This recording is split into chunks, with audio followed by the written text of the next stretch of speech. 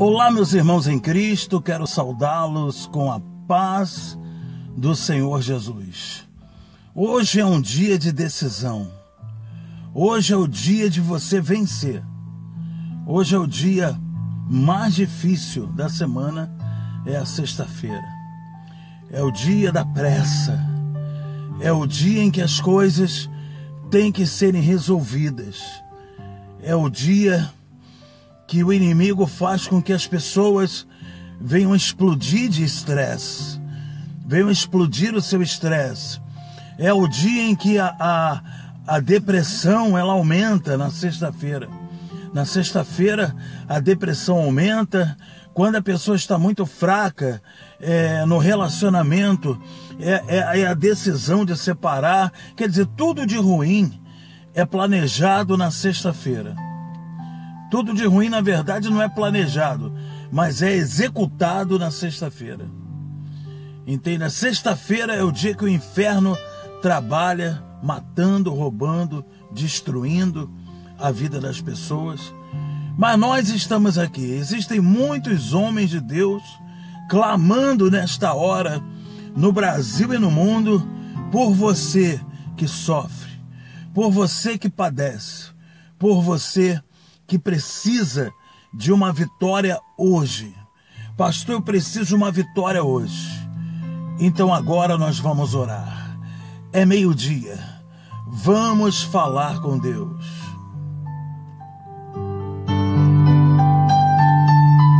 Senhor, meu Deus e meu Pai.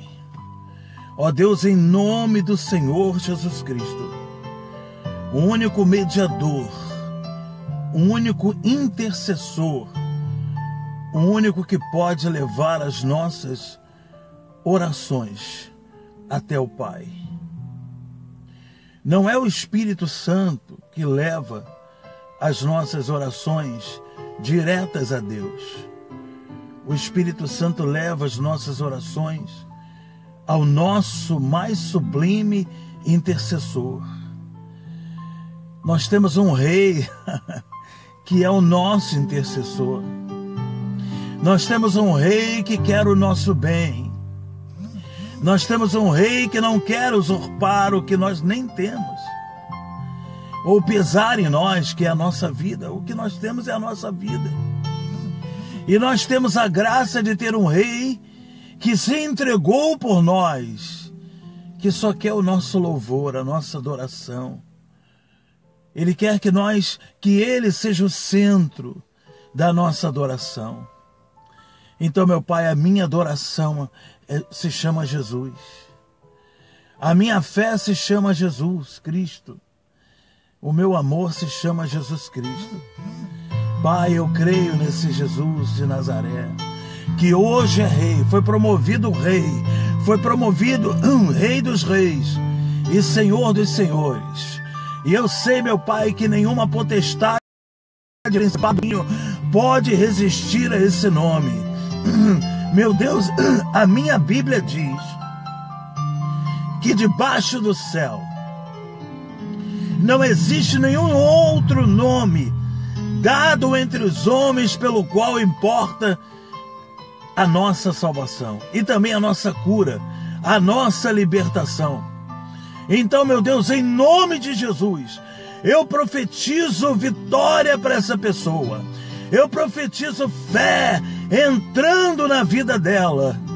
Eu profetizo vida, meu Deus, entrando, meu Pai. Tira o espírito da morte que está agindo nessa ovelha, nesse marido, nessa esposa. O espírito de separação. Eu repreendo o espírito da separação, o espírito do divórcio. Essa maldição chamada divórcio. Essa maldição chamada divórcio, Pai. Eu repreendo agora. E que haja união. Que haja perdão, principalmente o perdão, meu Deus. Principalmente o perdão. Que a esposa, que é a pessoa mais decisiva no lar, perdoe o seu marido. E o marido, que é da tropa de frente, que são os Urias do exército de Davi, porque precisam estar lá, porque tem que ir para frente da batalha. São inocentes que querem trazer o lucro para sua família, trazer o sustento para sua família.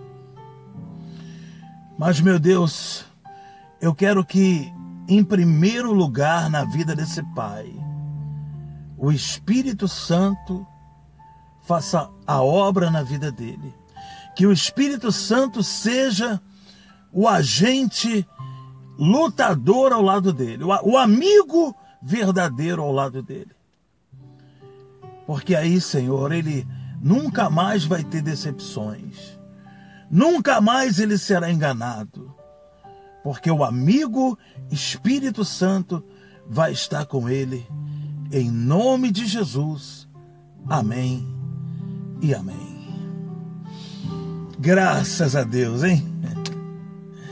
Oh, aleluia. Que alegria, né, gente? Que bom acordar bem.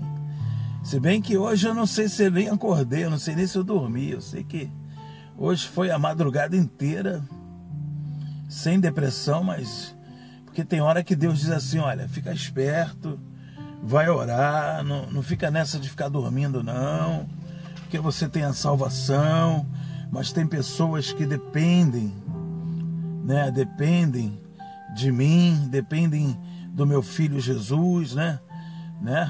Então, ó, interceda por elas, interceda pela igreja, interceda pelos irmãos, né? Isso é bênção dos céus. E foi o que eu fiz nessa madrugada, graças a Deus. E já tive que acordar, né, logo em seguida, mas eu vou dizer, irmão, eu tô forte. Deus é muito bom, graças a Deus por isso. Muito bem, nós estamos meditando, refletindo no livro do pastor americano John Bevere, de Colorado, Estados Unidos, né? E o livro se chama Quebrando as Cadeias da Intimidação. Todas as pessoas são intimidadas. Líderes evangélicos são intimidados. Chefes de família são intimidados. Esposas, a mãe do lar, são intimidadas. Satanás quer que você desista. Satanás quer que você desista, meu irmão. Satanás quer que você simplesmente volte para trás. Mas é necessário avançar. É necessário a gente crer que a vitória já é nossa. Por isso, eu coloquei no título da oração do meio-dia, somos mais que vencedores. Mais que vencedores. E hoje nós vamos ler o seguinte tema do pastor John do Colorado, Estados Unidos, o marido da Lisa, pai de 4 filhos. Ele diz assim hoje, a mesma história, cenário diferente. Ontem nós vimos o quê? Ontem nós vimos que o inimigo, que a intimidação, ela pode acontecer pela própria diretoria da igreja. A própria diretoria da igreja, muitas das vezes, intimida o pastor. Então a gente aprendeu ontem aqui uma reflexão bomba, extraordinária, para levantar mesmo aquele pastor que está morto, vivo, aquela igreja que está morta, aquela igreja que quem manda lá é o músico, quem manda lá é o tesoureiro, quem manda lá é o conselheiro, quem manda lá é o vice-presidente, né? E o presidente mesmo, o líder da missão, fica lá acuado, e a igreja jamais vai crescer dessa forma. Nós aprendemos isso ontem. Aqui refletimos ontem nessa matéria. E hoje, pastor Carlos, a mesma história, cenário diferente. Mesma história, cenário diferente. Vamos ver então. Testemunhas, provas de que este princípio, ou melhor, testemunhei provas de que este princípio é verdadeiro. Qual princípio? Mesma história, cenário diferente. Então ele testemunhou que esse princípio é verdadeiro. Em inúmeras igrejas, assim como na vida de pessoas, eu estava ministrando em uma igreja em outro país, onde pude ver claramente, pela forma como os pastores e outros líderes agiam, que eles tinham problemas de intimidação.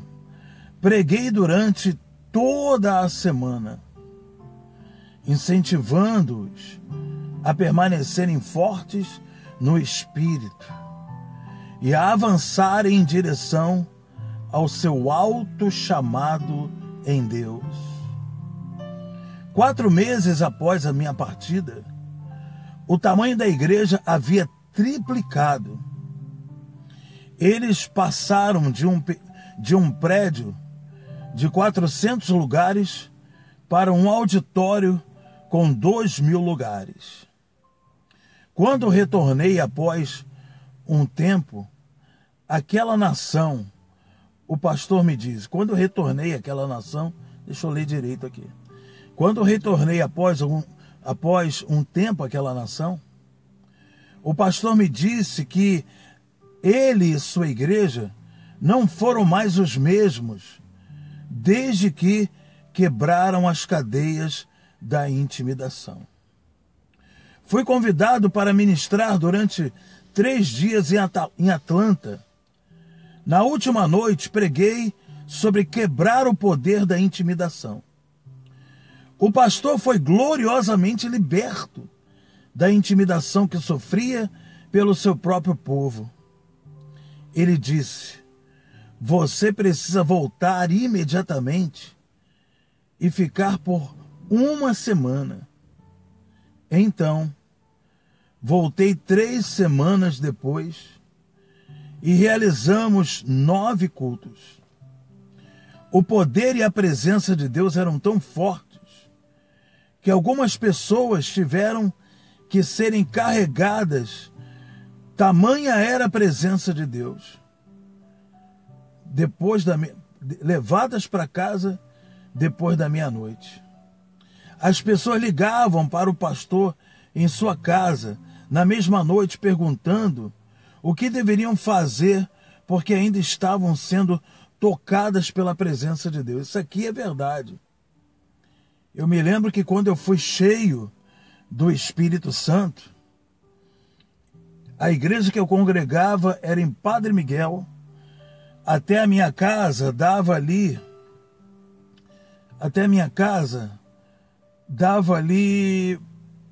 mais ou menos uns 5 quilômetros, né? E eu fui cheio do Espírito Santo pelo caminho. E eu não queria mais saber de nada. Eu nem sei se eu estava atravessando a rua direito. Eu não queria saber de nada. Eu só queria saber de transbordar. De transbordar da presença de Deus. Transbordar da unção do Espírito Santo.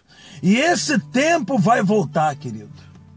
Esse tempo vai voltar. Nós não vamos ver mais crentes tendo problemas em congregar, tendo problemas em orar, tendo problemas em ganhar família para Jesus, porque hoje isso é um problema seríssimo, o chamado mau testemunho. O mau testemunho hoje em dia tem levado as famílias a serem perdidas.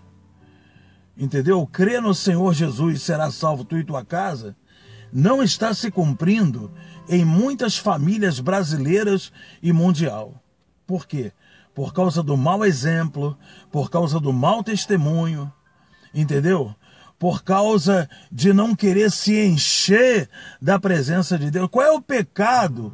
As pessoas têm medo de ser fanáticas. Meu irmão, vamos raciocinar aqui. A vontade de Deus, ela é boa, perfeita, agradável? Ou ela é desequilibrada? Ou ela é má? Ou ela é prejudicial? O que você me diz sobre a presença de Deus? A presença de Deus é o quê? Hein, me diga, fala para mim. Então qual é o problema em ser cheio da presença de Deus? Aí alguém vem me dizer assim, pastor, mas tem que vigiar porque o diabo engana. Eu sei que o diabo engana, eu já vi o diabo enganando, entendeu? Uma pessoa falando em línguas, mas aí o que aconteceu? Eu botei a mão na cabeça dela e o capeta saiu. O capeta manifestou, enganando ela. Então quem está cheio da presença de Deus, amado, não é ninguém. Eu desafio alguém a me dizer que foi enganado pela presença de Deus. Eu desafio qualquer pessoa. Você pode ter sido enganado pela malandragem, meu irmão. Você foi muito malandro. Você foi malandro na fé. Você foi malandro, então você foi enganado. Eu até acredito que vocês são enganados. Vocês não, perdão, tira isso, corta isso, deleta isso. Nós somos enganados pela malandragem, por querer ser esperto, por querer fazer o que Deus não manda, entendeu? Por querer inventar determinadas... Aí o cidadão é enganado mesmo. Agora, a presença de Deus não te engana jamais. Jamais. A presença de Deus jamais vai te enganar. Pastor, mas tu está falando isso aí a pessoa que necessita de libertação, ela vai ser cheia, de repente, de um espírito que não é o de Deus, aí ela vai pensar que é o Espírito de Deus, aí a vida dela vai continuar dando mau testemunho, né? E aí ela vai escandalizar. Então, querido, por que existe espírito de revelação na igreja? Por que existem os dons? Existe um dom tremendo que se chama discernimento. Toda a pessoa que tem discernimento de espíritos, essa pessoa jamais será enganada. Sabe por que às vezes a pessoa, mesmo sendo cheia do espírito, ela é enganada? Por causa da pressa. Por causa da pressa em ver a igreja cheia. Por causa da pressa em querer trabalhar, por causa da pressa em querer posição, por causa da pressa em querer abrir igreja, por causa da pressa, a pessoa é enganada. Por causa da pressa, a pessoa é enganada. Mas se a pessoa for calma, por que os humildes herdarão a terra? Por causa disso. Olha, melhor, os humildes não, os mansos. Está escrito lá em Mateus capítulo 5. Os mansos herdarão a terra. Lê lá nas bem-aventuranças, os mansos. Então o que quer dizer? A pessoa mansa não é apressada. E todo apressado não é manso. Então, querido, vai conquistar a terra não é a pessoa que faz campanha de empresário, que faz... Não, vai possuir a terra a pessoa que é mansa. Quem foi que falou isso, pastor? Jesus. E daí? O que você vai dizer contra? Foi ele? Foi. Lê lá, Mateus capítulo 5, que você vai ver. Entendeu? Bem-aventurados os mansos, porque eles herdarão a terra. Herdarão o quê? A terra. Agora, ser nervosinho, meu irmão, só vai te levar para o engano, realmente. Entendeu? Você até vai conquistar, Mas o que você conquistar vai ser uma rocha que vai te afundar. A rocha vai te afundar. Se você conquistar alguma coisa, querido, sem estar preparado, é uma pedra que vai te submergir. Percebe isso? Agora os mansos, eles possuem, eles tomam posse. Os mansos, eles esperam. Então, glória a Deus por isso. Estive em outra igreja avivada. Estive em outra igreja avivada. O louvor e a adoração eram capazes de fazer você dormir. O pastor se levantou, fez alguns anúncios e ensinou sobre as ofertas. Era tudo tão monótono como jamais havia visto em minha vida. Enquanto comíamos depois do culto, o pastor só falava sobre futebol e outras coisas sem importância. E é desnecessário dizer que o almoço foi um tédio. O almoço foi uma prova, né? Ele diz aqui.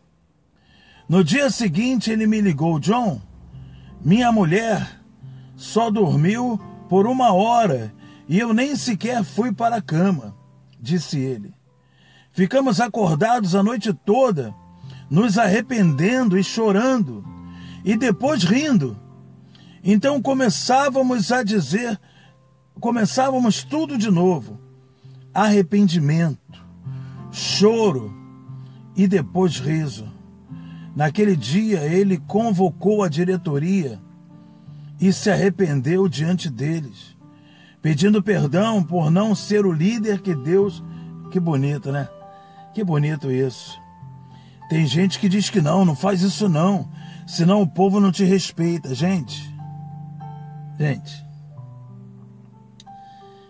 entendeu? A semente má não vai te respeitar nunca, mas a semente boa que Deus tem contigo na congregação, se você for humilde, eles vão te respeitar. Entendeu? Qual é o teu interesse? Qual é o teu interesse em a pessoa te respeitar? Qual é? Você quer mandar nela? Você quer ser um ditador para ela? Ou você quer ser exemplo para ela? Ser exemplo conquista mais do que ser um ditador.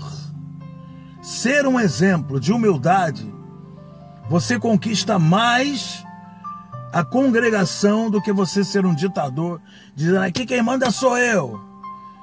Eu proíbo determinadas coisas aqui. Rapaz, isso é forte. Isso é forte demais, né? Isso é forte. Isso é espírito de Saddam Hussein para cima. Entendeu? Pode ter certeza disso. Meu Deus do céu. Então ele se arrependeu diante de toda a diretoria, né? Alguns membros da diretoria acabaram deixando a igreja quando perceberam que não podiam mais controlá-lo. Aí, ó. O restante de sua equipe, porém, uniu-se a ele e apoiou o seu crescimento. Então, as pessoas que ficaram mais fortes depois que ele pediu perdão. E quando ele era um ditador, só eu, né? Então, não é fácil não, gente. Não é fácil. A gente tem que aprender com os outros. Tem que aprender, né? Então, a igreja e este homem nunca mais foram os mesmos. Agora, 4 anos depois, o louvor e a adoração estão vivos. Eles têm tido reuniões de avivamento todos os finais de semana. Durante os últimos 2 anos, quando o pastor me telefona, o único assunto dele é o que Deus está fazendo e falando através dele. Acabou o futebol aí, ó. Acabou o jogo. Acabou. É tudo a mesma coisa, né, irmãos? É tudo igual. Brasileiro, americano. Olha, irmãos brasileiros, irmãos americanos, né? Você olha para as postagens do cidadão, é só guerra com outros times, é só guerra com outras torcidas, e nunca Bíblia. Nunca Bíblia. Bíblia é falta de avivamento, irmão. É falta de oração. Xeramagai. Oh, aleluia. Semanamassúbia. Então o pastor mudou, até o pastor mudou, né? Então quando eles se falavam, ó, então ele contava o que estava acontecendo. Voltei lá várias vezes e cada vez a coisa ficava melhor. Ele também me disse várias vezes que esta mensagem foi um momento decisivo em sua vida e ministério. Oh, ainda tem mais, ó. Ainda tem mais, deixa eu ver que horas são. Ainda tem mais. Oh, que maravilha, dá vontade de comer esse livro, né, gente? Esta libertação não é apenas para pastores e líderes, mas também para todos os crentes. Para todo mundo, gente, tá?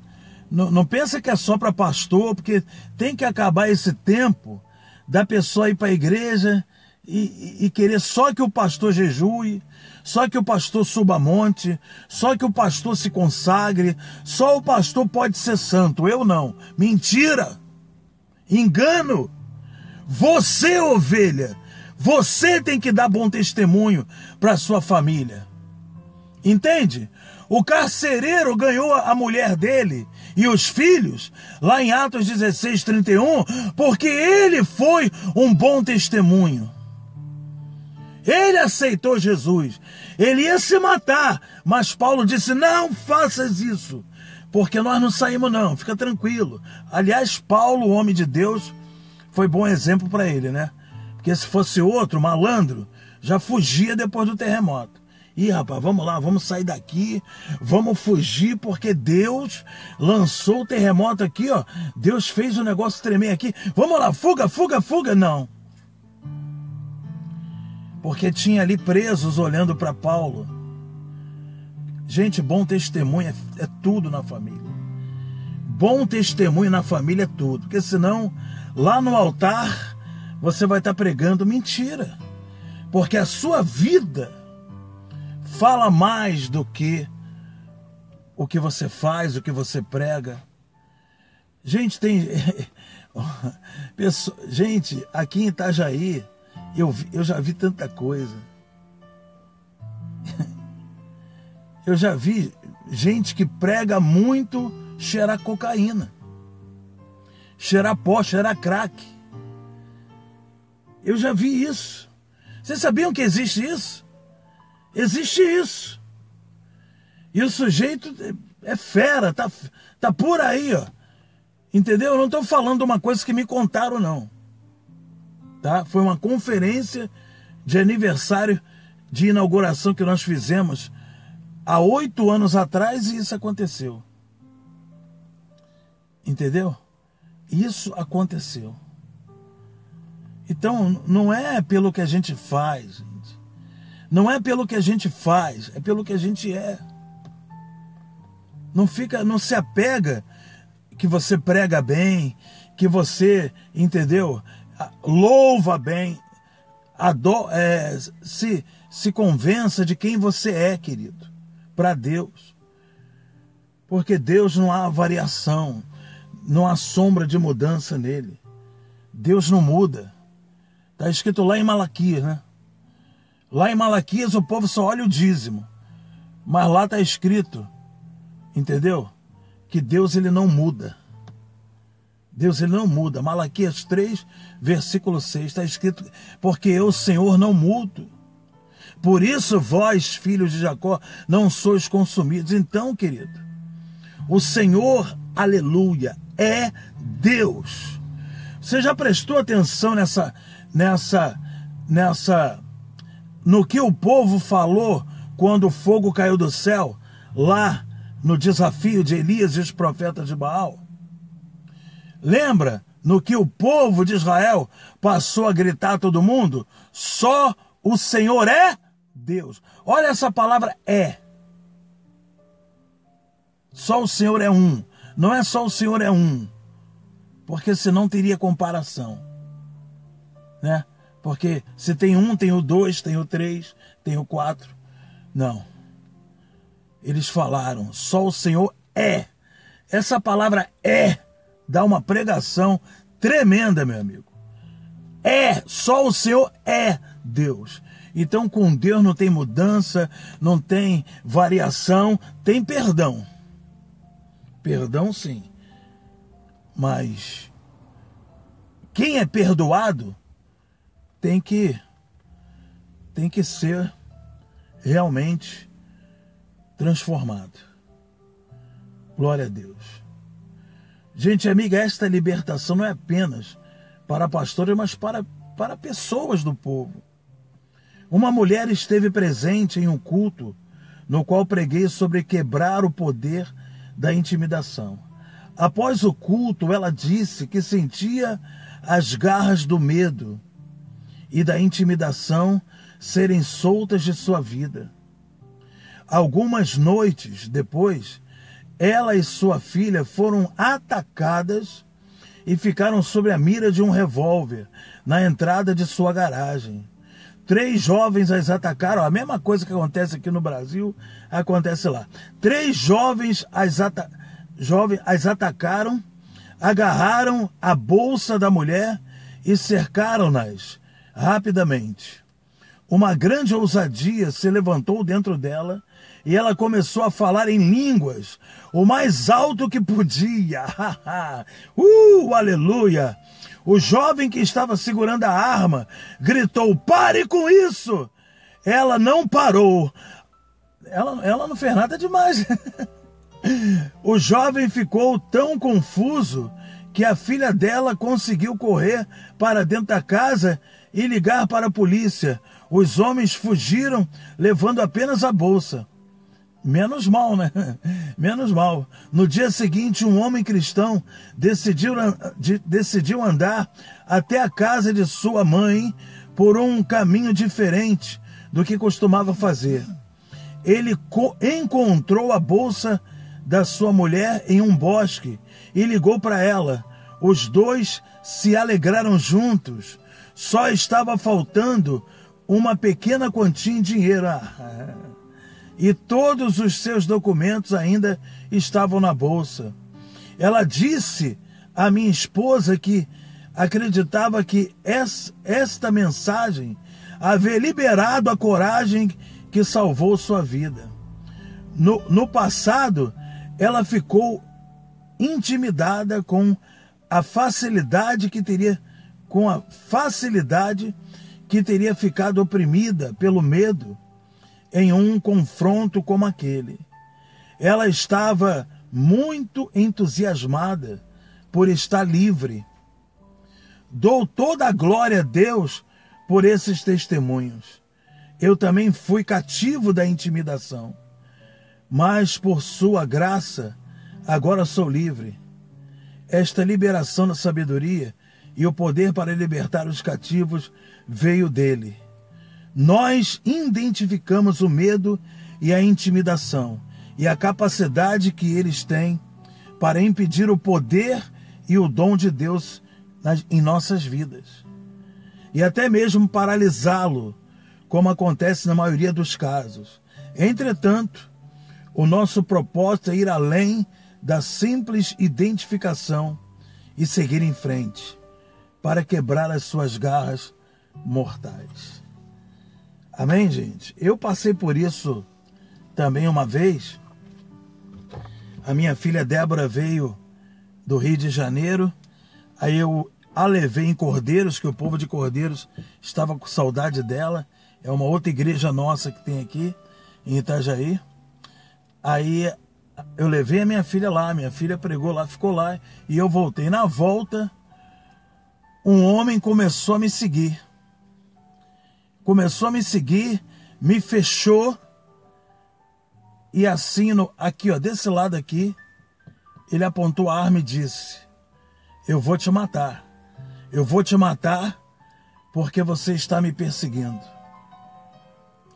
E eu olhei nos olhos dele e disse: Senhor, eu sou um homem de Deus, eu não persigo ninguém, eu só prego para as pessoas.